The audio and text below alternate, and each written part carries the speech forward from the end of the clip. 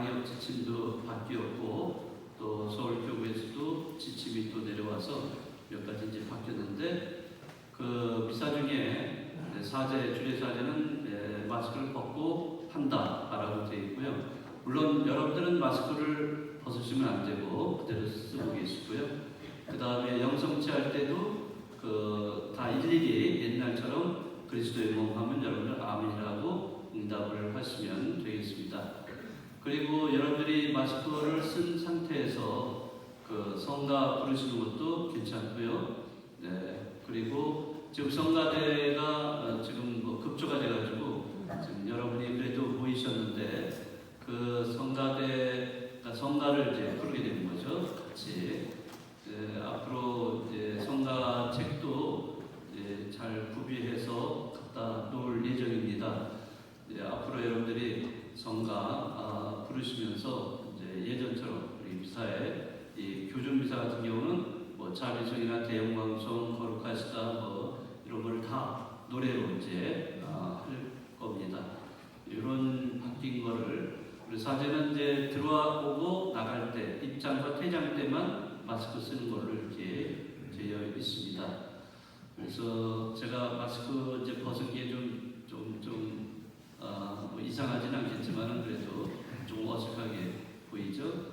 저도 사실은 이 마스크를 2년 이상을 마스크를 쓴 상태에서 미사를 했는데 지금 이렇게 벗고서 말씀을 여러분들과 나누려니까 저도 좀 이상해요. 네. 좀 뭔가 마스크를 써야 되는데 하는 느낌이 좀 들어요. 하도 오랫동안 쓰니까 이게 익숙해져 버렸어요. 여러분들도 이제는 마스크를 이제 벗을 때가 이제 곧 오지 않을까 이런 생각을 하고요. 또 자리도 지금 그 표시를 해놓은데 이제 앉으셨지만은 앞으로는 이제 그 표시도 다 제거를 해서 여러분들이 뭐 원하시는 대로 앉을 수 있도록 그렇게 할 생각입니다.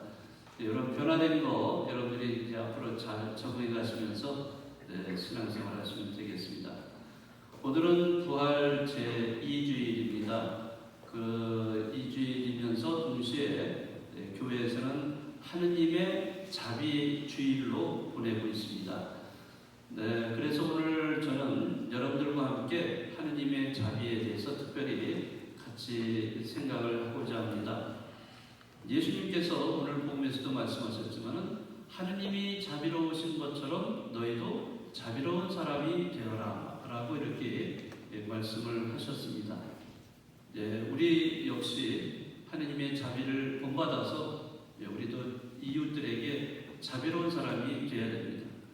이 자비를 실천하는 사람이 되는 것, 이런 것을 오늘 우리는 함께 같이 묵상을 해봅니다. 우리의 삶을 돌아보면은 사실 그 죄와 고통에서 자유롭지 못하다 하는 것을 알 수가 있습니다. 우리는 매일매일 살아가면서 끊임없이 죄를 짓고 살아갑니다. 여러분들 중에 지금 나는 죄 지은 적 한 번도 없어 이러시면 한번 손 들어보세요. 아무도 없죠. 네. 정말 뭐 저를 비롯해서 누구든지 이 세상을 살아가는 사람은 매일같이 끊임없이 죄를 짓습니다. 물론 외적으로 물리적으로도 죄를 지을 수도 있지만은 또 마음으로 이 정신으로 생각으로 짓는 죄들이 또 얼마나 많이 있습니다. 그런데 이제 그런 그 죄스러운 모습 그런 것 때문에 우리는 늘 마음이 무겁습니다. 그래서 우리가 미사를 시작할 때 그 시작 부분에서 뭐라고 해요? 자비성을 바칩니다. 자비성이 뭐죠? 주님 자비를 베푸소서, 그리스도님 자비를 베푸소서, 주님 자비를 베푸소서.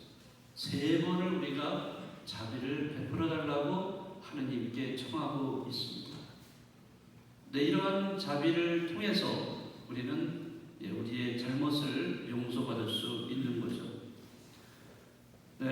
하느님 아버지께서는 어떠한 죄라도 우리를 용서해 주시는 분입니다.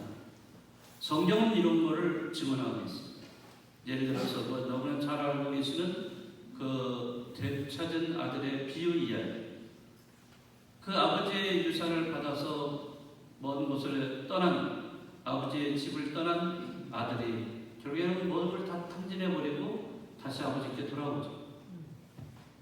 그런 아들을 아버지는 아무런 책망도 하지 않으시고 그대로 받아주시는, 그 용서해주시는 아버지. 또 여러분들이 잘 아시는 잃어버린 한 마리 양에 대한 이야기. 목자가 100마리 양을 키우는데 그 중에 한 마리를 잃어버렸어요. 자, 그럴 때 목자는 어떻게 할 것인가? 이 세상 논리로 따지자면 한 마리 양을 잃어버렸다 하더라도 99마리가 있기 때문에 99마리를 그것을 위해서는 한 마리를 대체로 포기합니다. 아깝지만은 포기하고 99마리를 지키려고. 이게 세상 논리입니다. 그러나 성경에서는 뭐라고 해요? 99마리를 그 자리에 둔 채 잃어버린 한 마리 양을 찾아 떠납니다. 그리고 그 잃어버린 한 마리 양을 찾았을 때 그 기쁨을 사람들과 같이 나누게 됩니다. 그러니까 99마리도 중요하지만 그 한 마리도 중요하다는 거예요. 바로 이것이 하느님의 마음입니다. 하느님의 자비예요. 하느님의 자비에서는 어느 누구도 중요하지 않은 것이 없습니다. 그런데 많은 신자분들이 신앙생활하면서 하느님을 잘못 이해하고 있는 경우가 많이 있어요. 그 중에 하나, 하느님을 무서운 하느님으로 생각합니다. 내가 죄를 지으면 벌을 주시는 하느님. 또 반대로 내가 무슨 착한 일을 하거나 좋은 일을 했으면 나에게 상을 주시는 하느님. 이런 식으로 상선벌하게 하느님으로 우리가 생각하는 경향이 굉장히 강하다는 거죠. 그렇게 생각을 안 하려고 해도 어떤 그 내 행위의 결과를 통해서 하느님을 그렇게 판단을 해요. 내가 무슨 좋은 일을 하고 남을 도와주고 어려운 사람을 이렇게 뭔가 나눠주고 이렇게 하다 보면은 하느님 나한테 뭐 복을 내려주시겠지. 이런 것이 은연중에 이렇게 마음속에 있어요. 그리고 또 내가 몇십 년 전에 지은 죄가 있었어요. 그런데 그 죄 때문에 죄를 지금 현재에서도 그것이 내가 어떤 일이 잘 안 돼. 네? 그리고 하는 것마다 다 실패하고 어려움이 있어요. 이럴 때 그 사람이 생각하는 것은 내가 몇십 년 전에 죄를 지었는데 그 죄를 벌을 받고 있구나. 하느님 나를 벌을 주시고 있구나. 이렇게 생각하시는 분들이 있다는 거죠. 여러분들 이렇게 생각하세요? 아니시겠죠? 네. 하느님을 이렇게 무서운 분으로 생각을 하십니다. 심판의 하느님으로 생각하십니다. 굉장히 문제가 있어요. 그렇게 생각하시는 분들은요, 그 신앙생활은 굉장히 소극적이에요. 어떻게 소극적이 되나요? 어떻게 하면 내가 죄를 짓지 않고 살 것인가? 여기에만 전전긍긍하는 그런 신앙생활이 되어버린다는 거죠. 그러나 우리가 신앙생활하는 목적이 뭐예요? 네, 죄를 짓지 않기 위해서요? 물론 그것이 아니다라고 하지는 않겠습니다. 그러나 그게 목적은 아닙니다. 우리가 신앙생활하는 것은 바로 하느님의 사랑, 하느님의 자비를 실천하는 사람이 되어야 된다는 거죠. 그렇게 우리는 그 사랑을 받았기 때문에, 그렇게 하나님의 자비를 입었기 때문에 우리는 다른 사람에게 바로 그 사랑과 자비를 함께 나누는 그런 사람들이 되어야 된다고 보겠습니다. 그런데 사람들이 이 현실에서, 많은 사람들이 현실에 이런 어려움을 겪는 사람들이 많아요. 그런데도 불구하고 이러한 고통을 당하는 이웃을 외면하는 이런 경우가 또 많이 있습니다. 외면을 하고 냉대를 하고 어떤 때는 무관심으로 일관하는 이런 경우가 있습니다. 주변에 우리 옆에 이웃만 봐도 다양한 모습으로 고통을 겪는 사람들이 많이 있습니다. 물리적으로 또 육체적으로 뭐 암으로 인해서 그런 질병으로 고통당하는 사람들이 얼마나 많이 있어요. 뿐만 아니라 정신적인 고통을 당하는 경우도 굉장히 많습니다. 이런 고통을 당하는 사람을 우리는 함께 공감을 해주고 같이 이해를 해주고 같이 아파해 줘야 되는 것. 그게 자비로운 마음이에요. 그런데 사람들이 그 사람의 일이야. 나하고 상관없어. 이렇게 하는 것이 이 현실의 비극이라는 거죠. 그래서 프란시스 교황님은 오래전부터 어떤 말씀을 하셨냐면 무관심의 세계화에 대해서 말씀을 하셨어요. 이 무관심이 세계화되어 있어요. 다 세상에 번져 있다는 거죠. 정말 안타까운 일입니다. 제가 신학교 때 경험 하나를 좀 여러분들에게 말씀드리겠습니다. 신학교 때니까 지금으로부터 한 200년 전일까요? 아니고요. 그때가 80년대 초반 이야기입니다. 저희는 이제 일주일에 한 번 외출 시간이 있어요. 그래서 오후 시간에 이제 외출을 하는데, 제가 이제 외출을 하고 이제 돌아오는데, 그때 날이 아주 어두워가지고 제가 우산을 갖고 나갔어요. 근데 돌아오는데 비가 오는 거예요. 그래서 우산을 딱 받쳐들고 그 해화동 성당에서 신학교 들어가잖아요. 거기 이제 언덕으로 이렇게 쭉 올라가는데 제가 이제 제 반에 일반 통학생들도 있었어요. 그러니까 이제 신부된 대부분이 이제 신학교에서 먹고 자고 거기서 기숙사 생활을 하면서 신부가 되려고 하는데, 거기에 그 반에는 한 몇 명이 외부에서 통학생들이 있어요. 그 사람들은 신부가 되려고 하는 사람들은 아니고 오로지 공부만 이제 하는 사람들인데, 그 중에 장애를 갖고 있는 친구가 있었어요.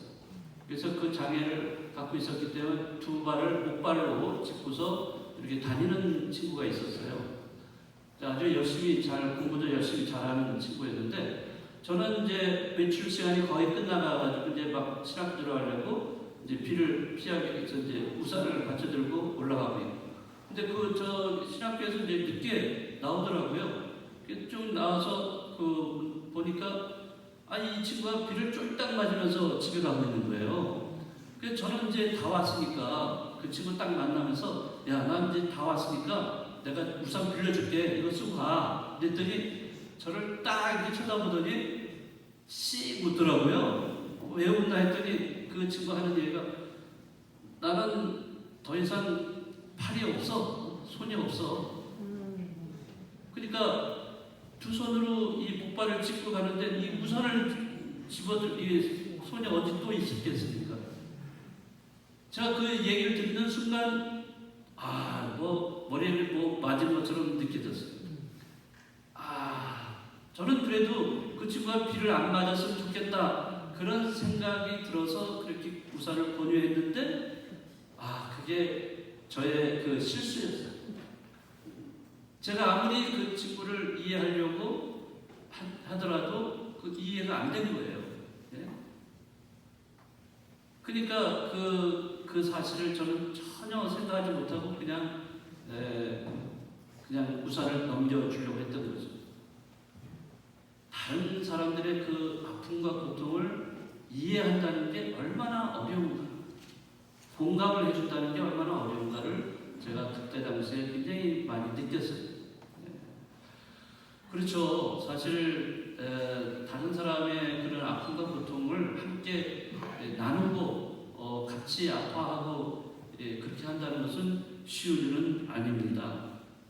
그렇지만 우리는 그런 사람들과 함께 나누려고 노력은 할 수가 있어요.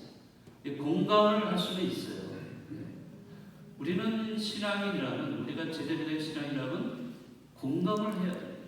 이 공감을 해야만 그 하느님의 자리를 우리가 나누고 베풀 수가 있는 거예요. 근데 그렇지 못하다면, 공감할 수가 없다면, 그래서 오히려 외면을 해버리거나 무관심으로 일관한다면 우리는 진정한 신앙이라고 말할 수가 없습니다.